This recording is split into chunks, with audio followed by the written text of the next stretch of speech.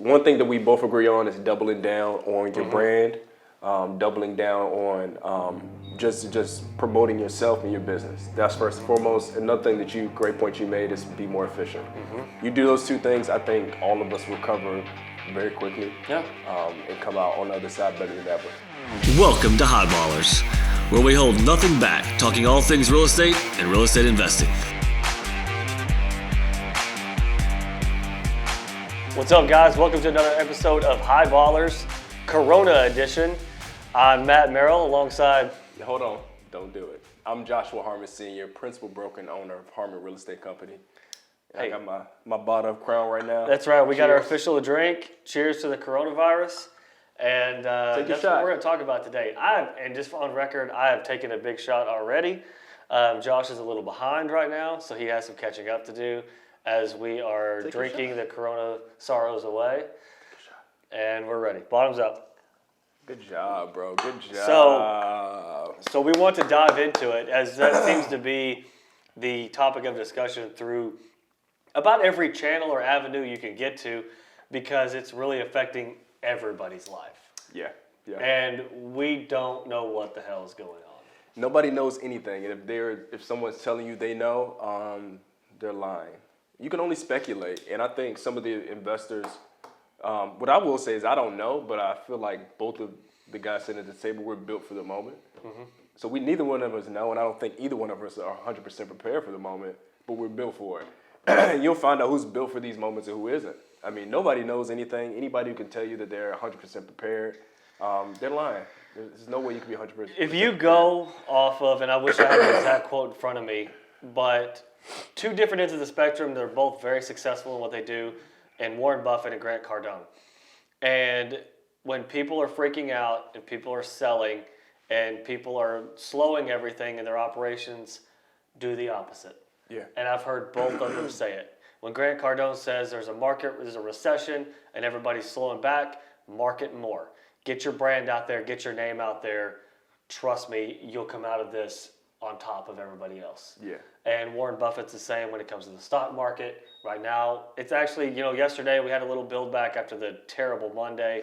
But to go out and, be smart about it, start buying stocks back up, let it grow back. But we don't know what's about to happen. We don't know, we are in rural America. So we're the last to really get any of this kind of effect. So we'll get to see what happens first. Yeah. We are, and we are, and that is an advantage to us. You're exactly right. Yeah. And being in real estate, it's always volatile to market corrections, is what they call it. Not a recession, but a market correction. Yeah. And you can give us your take, Josh. I mean, I have a few takes on it, and we can discuss kind of what we talked about before we went on air too. Well, I'll give you the kind of the point of view of somebody who's a real estate broker and has a new real estate brokerage. Yeah.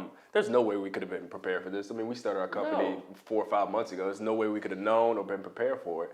So what we can do right now is really, like he said, is double up our marketing. So we're doing about 4 posts a day with content. A lot of times it isn't real estate. We'll probably start to do 8 posts a day.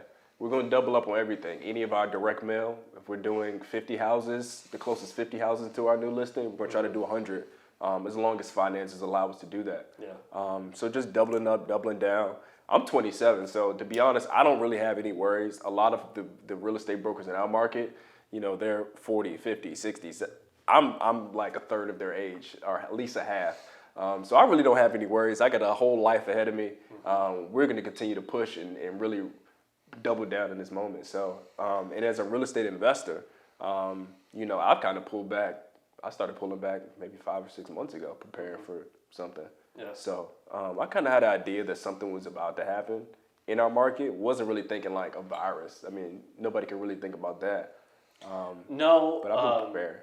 I think in the real estate world, we knew at some point something was going to happen pretty soon. We were due for a market correction or maybe a slight downturn in the real estate market. Yeah. However it may be, but let me pick something good out of this, because there's not, with the illnesses going around and the effect it's taken on the economy and businesses and small businesses, there's not a lot of good.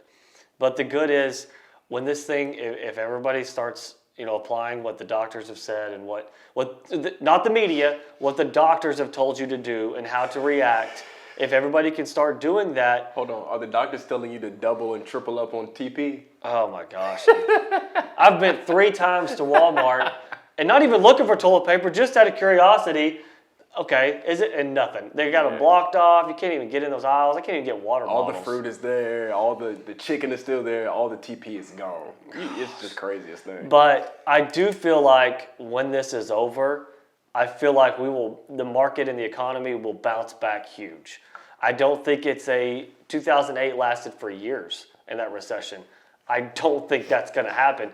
Do I know for sure? No. Don't put 100% stock. This is just my opinion, but I do think we'll bounce back strong.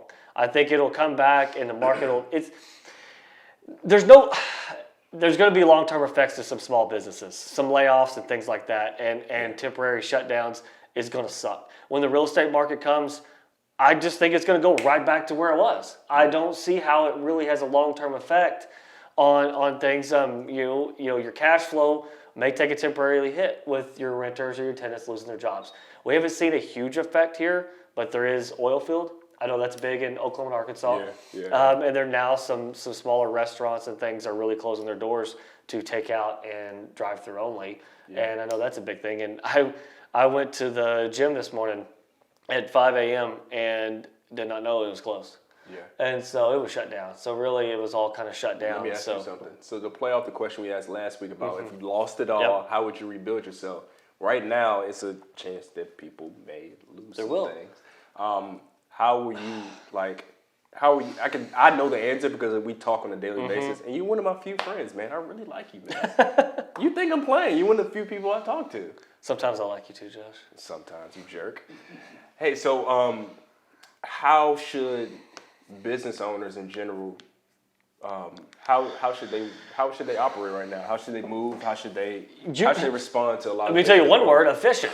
Yeah. You're going to have to learn and be efficient. You're going to have to cut some costs that maybe weren't a necessity, and learn to operate with more efficiency. Because I believe when this is over, you could go back and you can, if you had to do layoffs, you can rehire your staff and you can get back going. Trust me, when this is over, people are going to be out everywhere because they're all going to be sick and tired of being in their house. They're going to be fighting with their spouses, their kids. They're all going to hate each other by the time this is over. Yeah. And so everybody's going to want to get out. So I do think the retail industry and the service industry and foods and restaurants, I think it'll boom. I think real estate will go right back to where it was.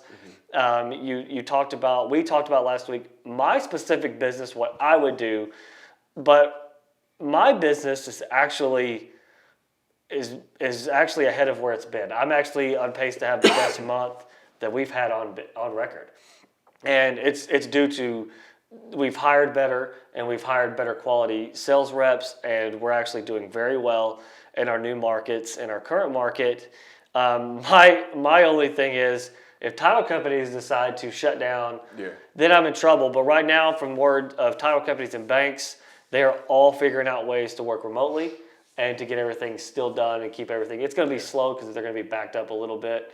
But I've talked to all of them. Now, bank regulations are changing every day. Like lending terms are changing every day. Yeah. You saw the Fed cut and all of that. It affects rates, directly.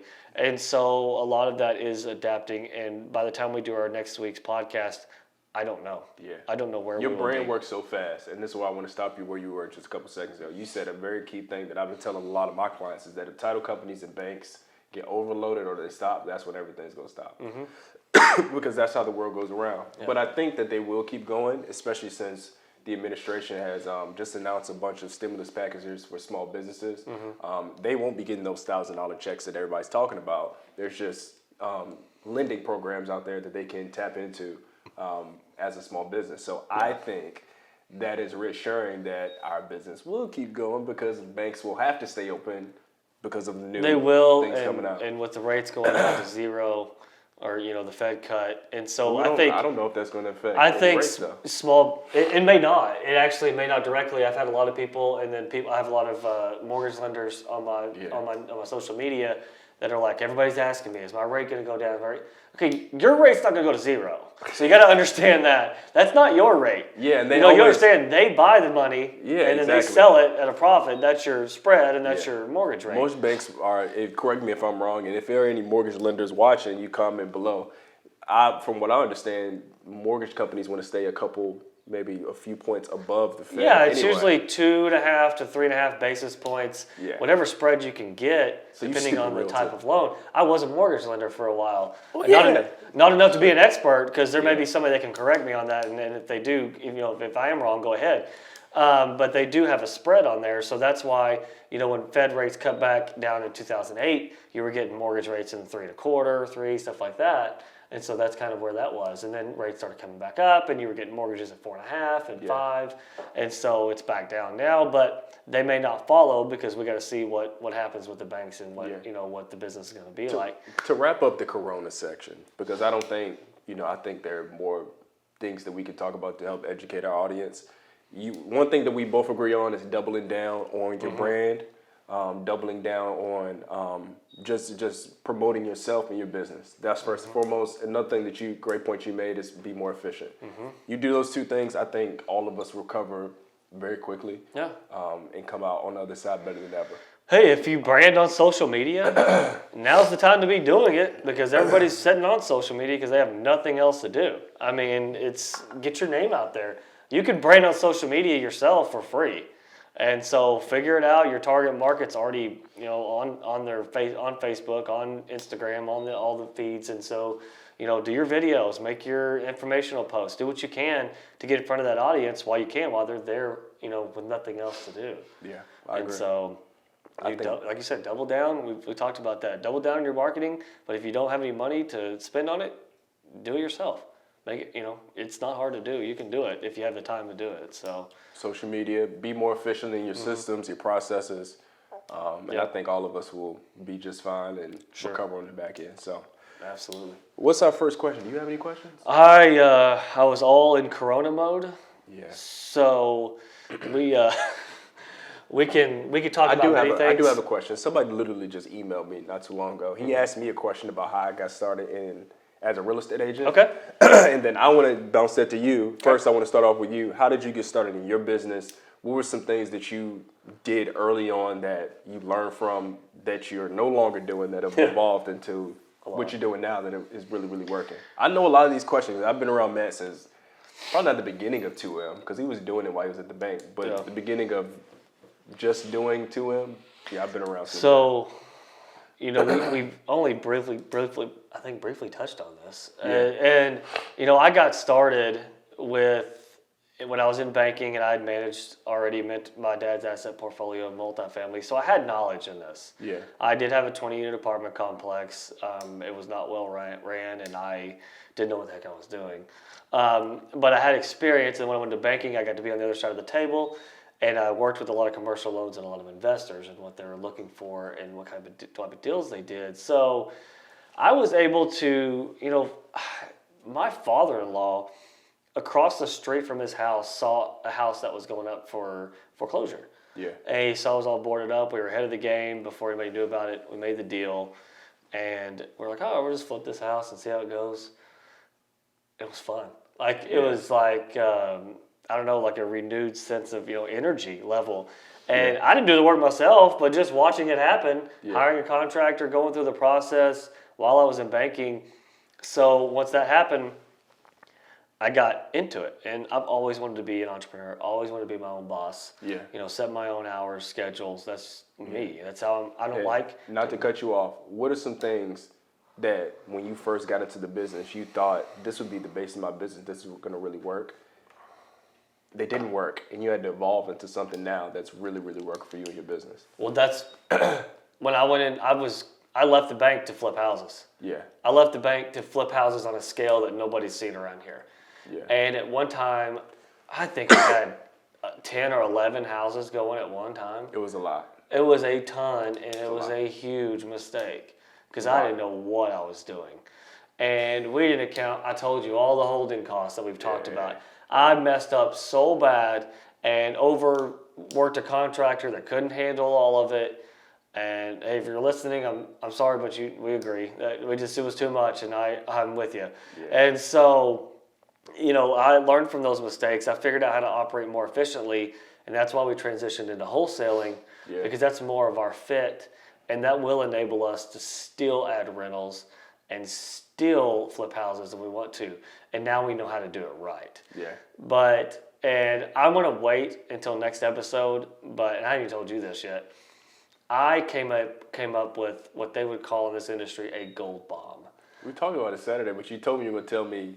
And I'm not ready to talk about it yet, but I have figured out a way. We'll talk about it off air. To wholesale to the goals I want to do and add the rental portfolios that I want to and build our wealth and cash flow at the same time at a scale that I know is not being done around here. Yeah. And I'll be ready to unveil that soon, but we're working out a few kinks I want to make sure and get right. I never thought it would be possible what this was, but I think I got it figured out. So basically what you're saying is that you can't answer the question all the way because you have to work the kinks out. Yeah, we're in the process of that evolution into our, not when I say final business, our final piece of the puzzle. Okay. I'll be honest with you, we interviewed today and we are hiring today the final piece of our hiring puzzle. Yeah. We now will have 3 reps in 3 markets for wholesaling, and then we have our dispositions who starts Monday, and we have our team built out. We have lead generation, we have office staff, we have operations. We are a full-on business, and now we got to do some deals, and we have some in the pipeline, quite a bit in the pipeline. Congrats, man. So, I'm happy for you. Yep. So we need to hope the title companies stay open so we get them closed. So to answer that on a real estate agent, from a real estate agent side, when I started, a lot of people know that I wanted to sell multifamily exclusively. And I thought that was the way to go. Like I was going to build that big. All of my brokers told me, you can't do that. It's not enough multifamily. There's enough for me to sell. But if I wanted to build out a team and build out a large scale company, to where I want to build it, there's no way there's enough multifamily in our market to push around to my entire team. So that was one of the things that I had to learn. And I had to start selling houses. I had to start thinking about doing some commercial stuff when it comes to retail centers and just traditional commercial. So that was one of my biggest takeaways, that, the way you do business may work for you, but the people in your team may not have the same skill set and skill level that you have. Yeah. So you may have to, adjust and kind of, make sure they're taken care of and they're comfortable. They're in a comfortable environment where they can thrive as well. So me throwing them out to a investor who owns 100 units and say, hey, look, you're new, go talk to them and get this deal done. They may get super overwhelmed.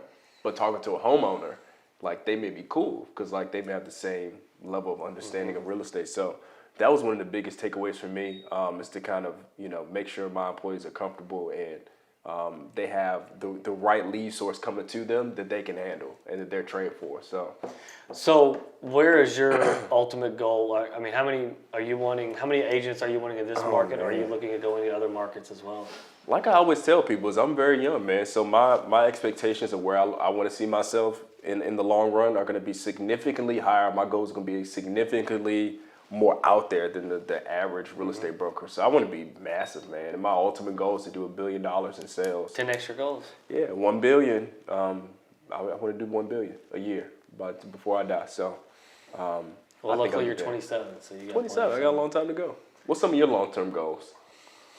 What's your crazy goal that you don't say out loud? So right now, I'm operating off of a system that we are now implementing in our business, and we have set our 5-year goal. Yeah. We're now trying to be accurate when we set that, and not that it's easily attainable. I don't want it to be obtainable, to be honest with you. I want to reevaluate when I get close to it and reset that goal even larger. Yeah. So we have a 5-year goal. So 5 years in 2025, I want to be doing $5 million a year in wholesaling. Wholesaling fees only, yes. And so I believe that is obtainable. I believe I can hit 7 figures before the end of 2020. I've calculated the numbers on what we need to do a month from now on, and now that we're in 3 markets, and the new gold bomb I haven't told you about, but I mentioned that you're holding from me. I believe that is a guaranteed 70 to 100,000 a month. Yeah. And so we're just going to keep growing, and we're going to keep growing and growing. So in 2025, I want to be doing $5 million a year in wholesaling.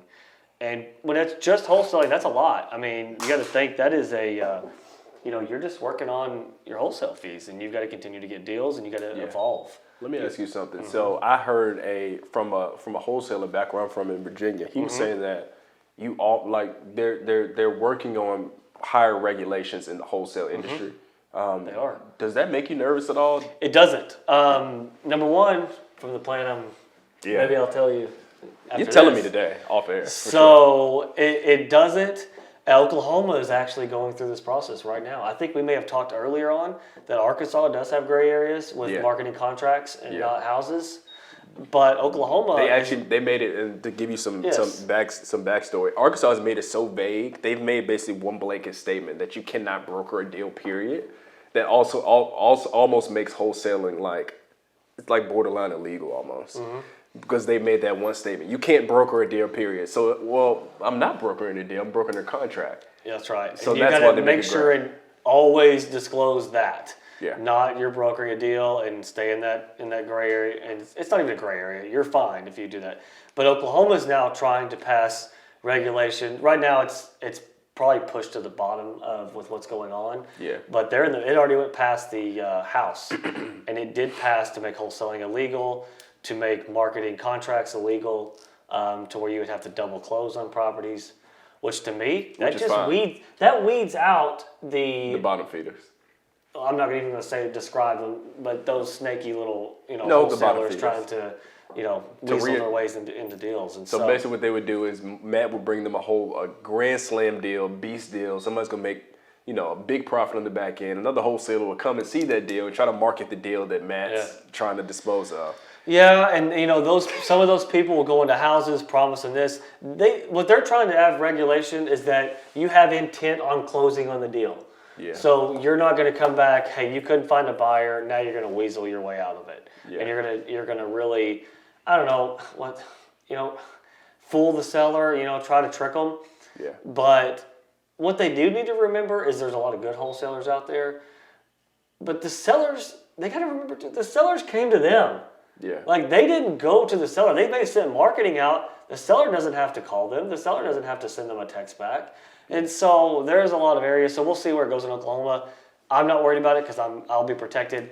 We can close the deal. I can raise money. We've talked about this. I can get hard money. If I need to do double close. A double close is something you do within a couple hours. Yeah. So if I can't raise $100,000 for a 2-hour hold and pay them a fee, then I need to get out of this business because I can do it. Which is going to make it tough to combat and for people to see your side of things is that I don't think there's anybody who's in your industry that's in in the House or in the Senate. So they're not going to they have no idea what that even means. So they're not going to I think if it goes there, then it's going to get We're in a group right now. We're all in a Facebook group right now. I know some of the ones local in Oklahoma City where the Capitol is have been up there and have talked to them. And so they are listening. Yeah. We'll see how far that goes. Yeah. I don't know. But, it's not wholesaling is always up to regulation. It's always going to have things coming.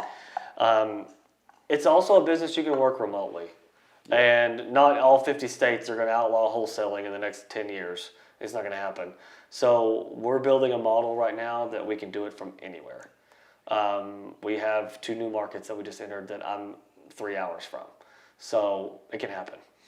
Yeah. And we can adjust our business model. So we have alternate plans in place if some worst case scenario were to happen. Yeah. But I've got a lot of experience and knowledge in the real estate investing industry, and so if we need to pivot, we'll pivot. Yeah.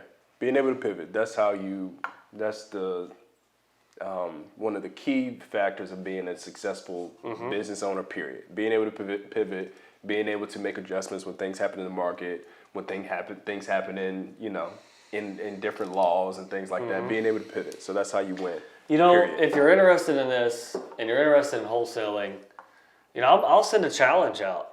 Give it a number. How many reviews do we need to get? And I'll talk about the gold bomb next episode. Yeah. So in 1 week from now, what is it? We have 11 5-star reviews right now. If we can, I think doubling is not enough. I think if we can have 30, 50, 50 5-star reviews, Okay. I'll talk about the gold bond. Well, I don't know what it is. You may be putting too much stock into this Oh, gold. no, this is a gold bond. Trust me. You see that? No bull.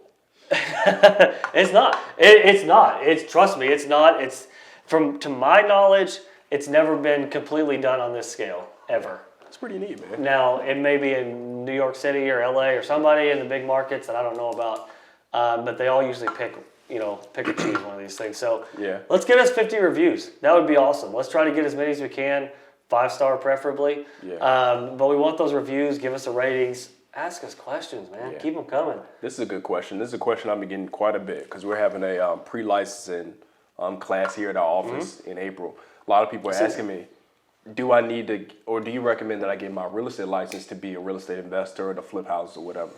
I have a really quick answer for that, but I want you to answer because you didn't do it that way. No. I agree.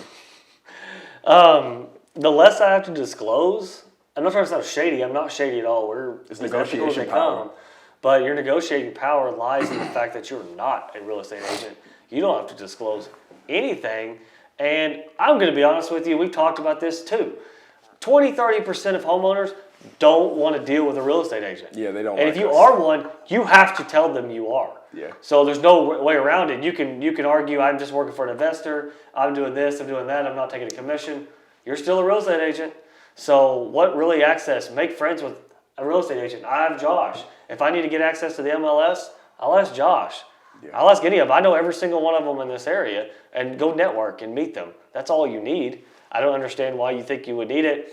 If you want to flip properties and save a couple % on the back end selling them yourself, that's time for money. I just whatever you think, but I would say no. Yeah, I do have some guys in our market who actually have their license. And as a house flipper, and he doesn't even, is a really big guy, and he doesn't even use his license. He'll literally, this is his negotiation piece. Yeah, this is negotiating piece to a realtor. He'll say that you can represent me, even though I have my license, if you bring me a solid deal. Yeah. So he kind of uses it as a negotiation piece. So it depends on why you're getting your license. If you're going to invest in apartment buildings and most of your deals come from the MLS, then it may be a good idea. It just depends on where your leads are coming from. I have a guy who buys several of my multifamily deals, and he'll make 15, 16 grand every time we do a deal. Mm-hmm. I mean, it's not a bad idea for him if all his deals come from the MLS. But if you're buying a lot of your deals off market, through your marketing campaigns and different things like that, I think it's a better idea that you don't get it. And what he's saying is your negotiating power is, as a real estate agent, you have a disproportionate advantage over the public. Mm-hmm. And you can be held accountable for that. So let's just say a seller says, hey, he took advantage of me. I told him some stuff that I wasn't supposed to tell him or I didn't know would matter. And he ended up getting my property for $5,000, $10,000 off of my purchase price. You can get sued. You can lose your license. I mean, it can be a big thing when all you really wanted to do was just buy this crappy $50,000 house and add value to it. You know what I'm saying? But if you're going to buy, nice multifamily deals that are on the market, or anything on the market, if your main lead source is the MLS, it may be a good idea to just get your license so you can at least get some money off of it, or work a referral fee with the realtor that's going to represent you, or you just represent yourself. Exactly. There's different avenues. There's plus and minuses. There's nothing wrong with having it, so I should disclose that. There's nothing wrong at all. He just looks down on us realtors. He thinks no. You're just going to get the perspective from an investor without his license, and the perspective of a broker with his. I like my narrative better. And that's you just pick your narrative. Pick which one you like better. Doesn't bother me either way. He has great relationships with realtors. What he won't say, he may not want to toot his own horn, so I'll do it for him. He has amazing relationships with realtors, and one thing that I'll say about Matt is we've never actually done a deal together that's been on the MLS. We've been off-market deals several times, but one thing about Matt is if you bring me the deal, once I renovate it, I'll allow you to sell it because you put the hard work in. So that's one thing that he does when he's talking about relationships. Everybody knows Matt buys properties, but they also know that once you bring me that deal, I'm going to get a listing on the back end. So they're more prone to bring you good deals. And all those deals that he talked about earlier that he ended up having to rent and do rent to own and do other creative ways to get out of those flips, he got those from realtors a lot of times. I did. And I even called him like, hey, bro, can I list some of those? He's like, man, I like you, but if you bring me a deal, I'll list it. That's right. So he keeps his word, and it doesn't matter who it is. He keeps his word. So. And I've even had, I've had properties where we will take it off the market temporarily and do another upgrade or two, or do this or that to try to add more value. And as soon as it comes off, I've had this same agent or broker. He's a great guy, hustler, calling me all the time. Hey, I saw your property went off the market. Can I list it? Can I list it? And I'm like, no, man. I said, this is the person that brought it. I said, they're going to list the deal. They're going to sell the deal. We're going to stick with them. I'm not going to change. No matter how I think they're doing, I'm going to stick with them because I'll be loyal to somebody who brought me the deal. Yeah. Always. And so we'll stick with that. So what's your internal clock saying right now? I say it's about 25 minutes. Well, we're there. We're there, man. We're there. So it's a little different. We wanted to talk about the coronavirus and the effect because that seems to be the hot topic and rightfully so, by the way. Rightfully so. Yes, absolutely, because it is having such a major impact on every part of your daily life and economy. And so just stay alert, listen to the doctors, like we said. Stay your ass at home or leave less than 10 people in the room, man. We got 4 people. We got 4 people here, and we're all keeping a safe distance. None of them have washed their hands, by the way. I did. I actually did. Other than me, my hands dry as hell. Look at me. I washed my hands, I promise. So listen to them. Yeah. So, but stay safe, like you said. Be sanitary, not just for yourself, but for the people around you. I don't think anybody in this room is going to be affected by corona personally, but the people that you're close to or somebody you may not be close with who has a, compromised It's not just system. you, it's the people around you that you affect. So take that in mind. This is the first episode that we had some alcohol. So tell us if we did a good job or not, because we're kind of... We may be gone. We don't even know it, and we're just talking. We don't even know idea what we're saying at this point. Yeah, so I appreciate you guys tuning in. Leave us a rating and review on iTunes, Highballers. Is it just Highballers? Highballers. Yeah, just Highballers. Yep. Also give us a follow on Facebook, if you don't mind. We've got about 400 followers. Subscribe to our YouTube channel. Yeah, we're killing it, man. We're everywhere. YouTube, iTunes, Apple iTunes, or let us Apple know. Podcasts. We'll get some merchandise ready for you soon. I mean, who doesn't want to wear the Highballer logo T-shirt? I will. Well, I also said that about these Harmon Real Estate companies. I've been wearing it. Darren asked me if I was going to wear it today, and I was like, dude, I've been wearing the shirt, man. Do y'all remember 2 episodes ago when I said I didn't want to give him a shirt because he doesn't wear it? It's like, yeah, I wore it to Tulsa, Oklahoma. It's like, yeah, it's 3 hours away. You're welcome. Now, I don't have one client there. When you want to get into Oklahoma, it's there. I've been marketing for you. Thanks for tuning in, guys. We'll catch you next time. Leave us some questions in our. How do they leave questions for next episode? Dude, social media, anything. Message us. Josh Harmon, Matt Merrill, message us. No, don't message me. Don't message me. Go to the Highballers podcast. I'm just kidding. But we have so many avenues on social media. Bye, man. Say bye. All right, we're out. See you guys next time.